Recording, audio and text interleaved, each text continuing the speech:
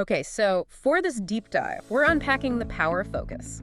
And we know you're probably listening to this while doing something else, which is kind of the whole point. It really is. The sources we've looked at highlight this almost hidden problem. For so many people, the biggest obstacle isn't the job or the money. It's just a complete lack of real, deliberate focus. Exactly. And what I love about this book is that it just cuts through all the fluff. We're not talking about, eat some dark chocolate or buy more walnuts. Right. It's highly operational. It's about the how, not just the why. And that really brings up a critical question for you, for anyone listening. Why do so many of us go to courses, listen to shows like this, but then nothing really changes? Well, it's because there's this massive gap, right? Yeah. Between knowing something and actually doing it. The knowing-doing gap? Yep.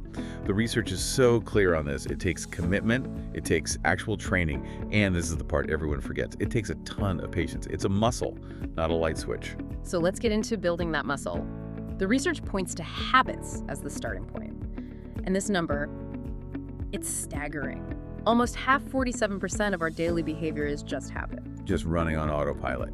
And that 47%, that's the battleground. So how do you even start to fight that battle? The first step is just to audit that autopilot function. You have to figure out what your habits even are.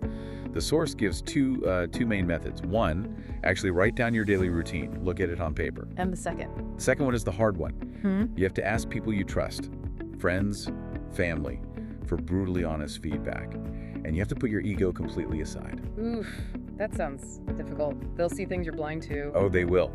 And this ties right into your surroundings, your environment. The book gives this really strong warning. If you're around people who see the world as this giant, unsolvable problem. And see you as part of it? Exactly. That kind of negativity will just poison your focus. It seeps in. So if your environment is constantly pulling at you, what's the anchor? What's the defense? It's what the material calls the backbone of success.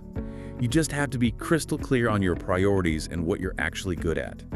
If you don't know what your life is about, you become a victim. A victim of what? Of everything. Every trend, every new productivity trick, and worst of all, everyone else's priorities. Clarity is your shield. Okay, so once you have that shield, you can start fighting back against the overwhelm. The sources have a great tool for this, a filter called the 4 choices. Right. It's a fast mental checklist for any task that comes your way. So the first choice is eliminate. Yep. Just ask, does this even need to be done at all? Second, delegate. Can someone else do this better or more efficiently? Think complex accounting, for example. Okay, eliminate, delegate. What's third? Delay. If it's not urgent, push it. But this only works if you actually know what's a priority. And the last one is just do it. Do it. If it passes through the first 3 filters, execute it immediately. But wait, if I'm running every single task through this 4-step process, isn't that just going to slow me down? At first. Maybe a little. But the goal is to build a habit of strategic thinking. It actually reduces decision fatigue in the long run. And speaking of the long run, we have to talk about that 21-day rule for habits. Oh, that myth? Yeah. It's a complete trap. Yeah. A habit you've spent 30 years building is not going to disappear in 3 weeks. It's just not realistic. Growth takes time. It's training, training, training. So bringing this all together for you listening, focus isn't about that 1 hour you spend chugging coffee to meet a deadline. It's about auditing and then reshaping that 47% of your life that's on autopilot. And it's about having the clarity to say no strategically. So what's the final thought we should leave people with? Well, the source says that when a real crisis hits, you have 2 choices.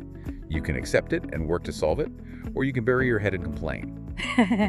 Which brings up a final question for you to really think about. What is your internal cache? What is that deep reservoir of psychological tools of meaning that you can draw on when life inevitably punches you in the gut? The key is to focus on the solution, not get lost in the problem.